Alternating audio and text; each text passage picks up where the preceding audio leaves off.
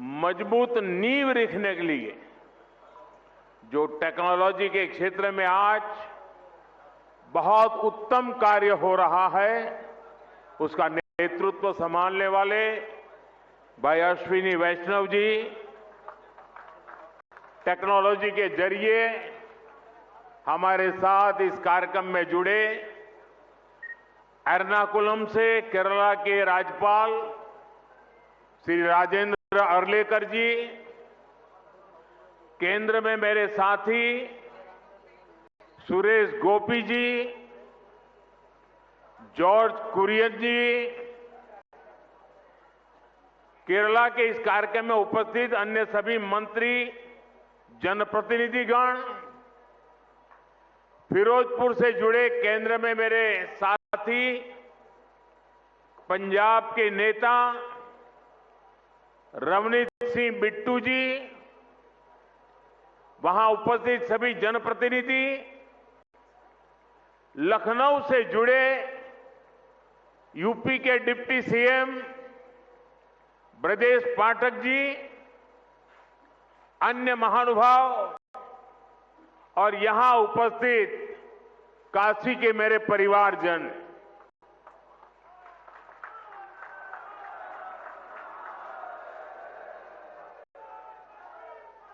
बाबा विश्वनाथ के ई पावन नगरी में आप सब लोगन के, काशी के सब परिवारजन के हमार प्रणाम।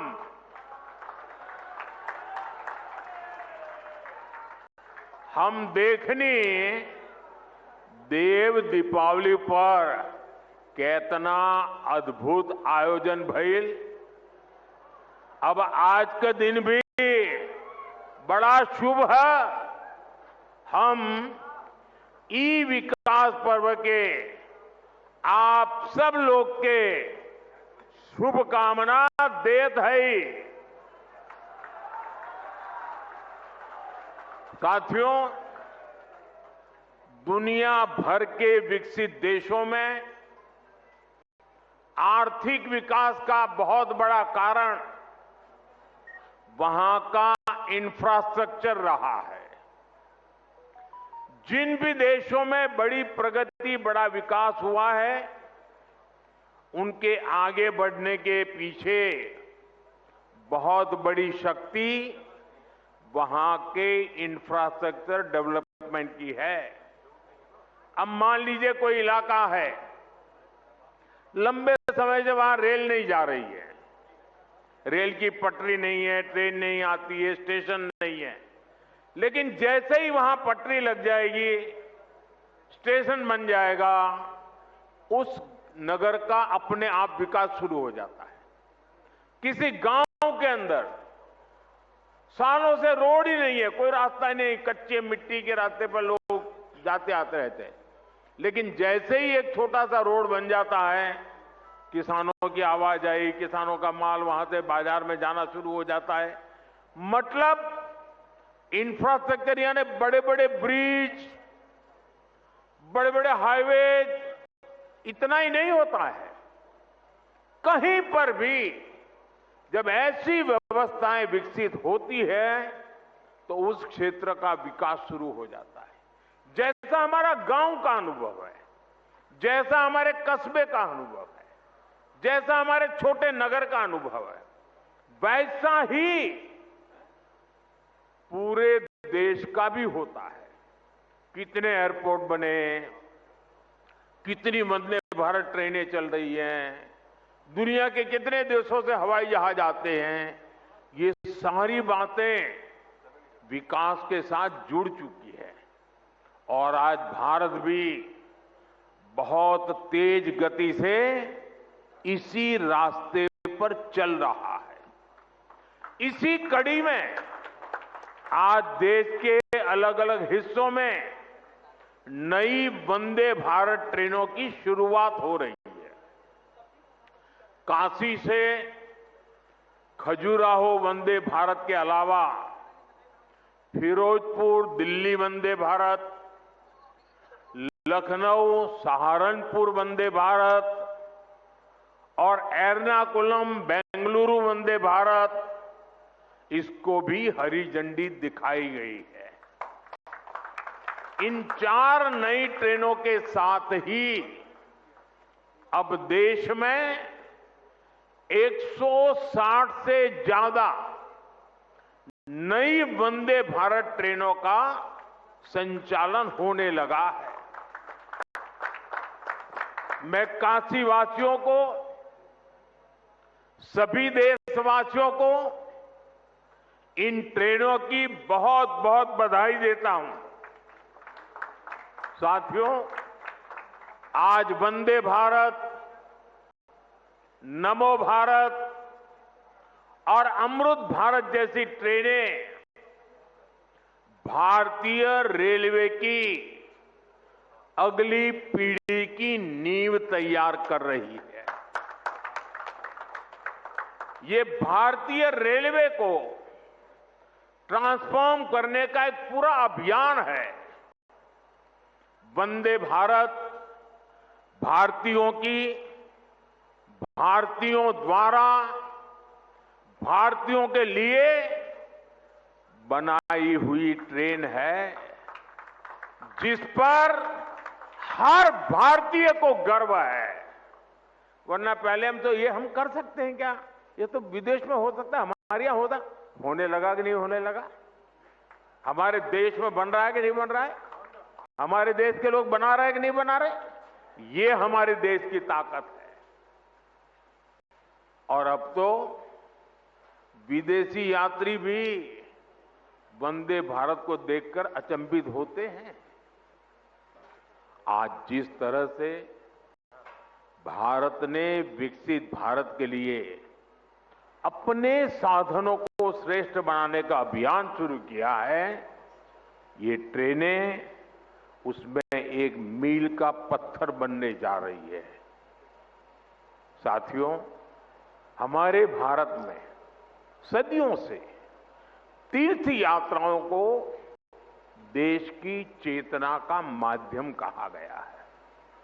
ये यात्राएं केवल देव दर्शन का मार्ग नहीं है, बल्कि भारत की आत्मा को जोड़ने वाली पवित्र परंपरा है। प्रयागराज, अयोध्या, हरिद्वार, चित्रकूट, कुरुक्षेत्र, ऐसे अनगिनत तीर्थ क्षेत्र हमारी आध्यात्मिक धारा के केंद्र है। आज जब ये पावन धाम वंदे भारत के नेटवर्क से जुड़ रहे हैं, तो एक तरह भारत की संस्कृति, आस्था और विकास की यात्रा को जोड़ने का भी काम हुआ है। ये भारत की विरासत के शहरों को देश के विकास का प्रतीक बनाने की तरफ एक अहम कदम है। साथियों, इन यात्राओं का एक आर्थिक पहलू भी होता है, जिसकी उतनी चर्चा नहीं होती।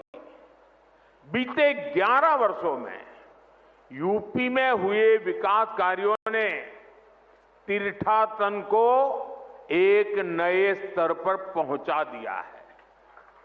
पिछले साल बाबा विश्वनाथ के दर्शन के लिए 11 करोड़ श्रद्धालु काशी आए थे।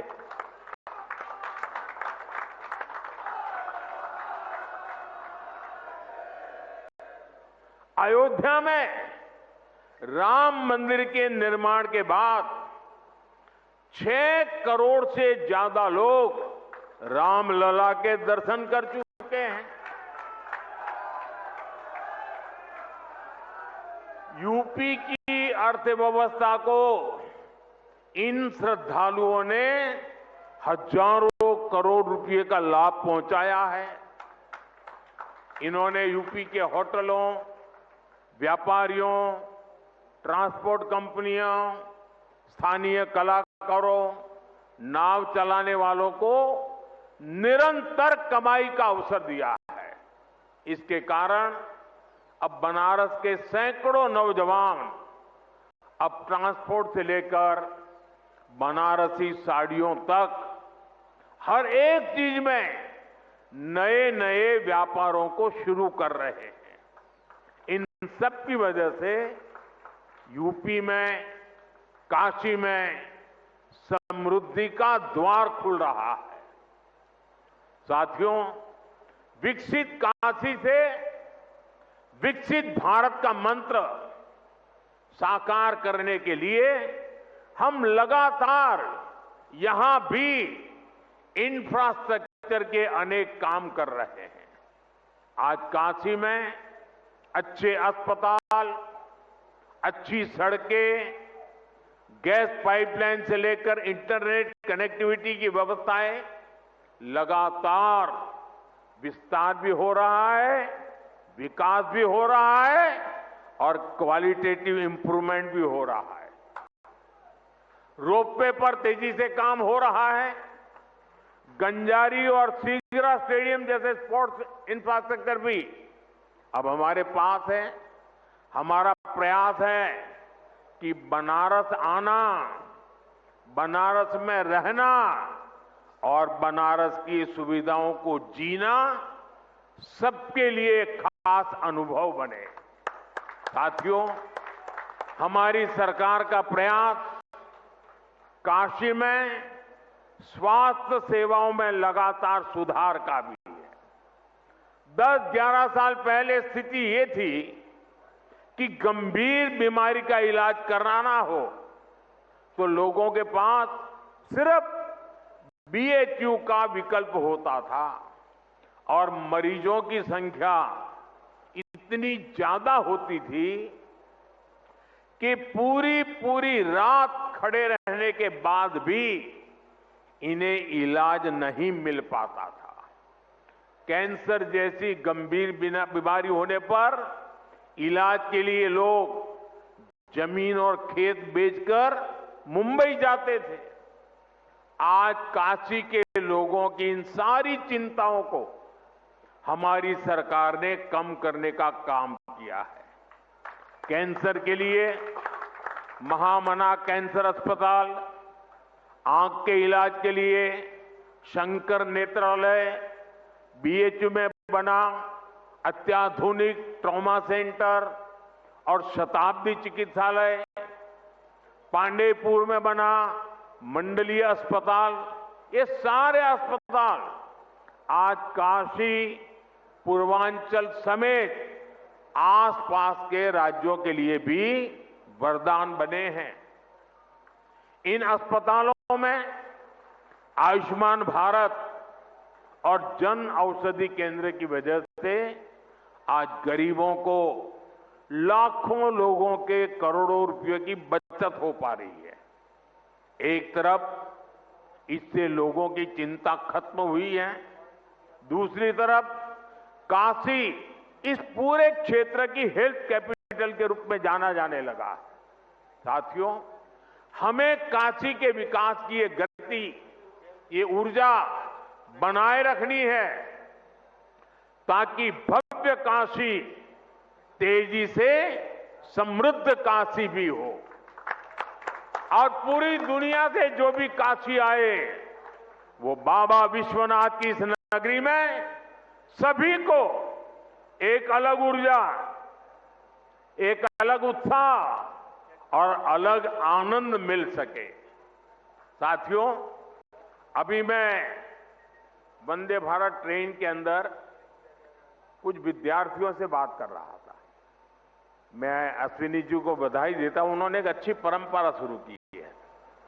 जहां वंदे भारत ट्रेन का शुभारंभ होता है, उस स्थान पर बच्चों के बीच में अलग अलग विषयों पर कंपटीशन होती है।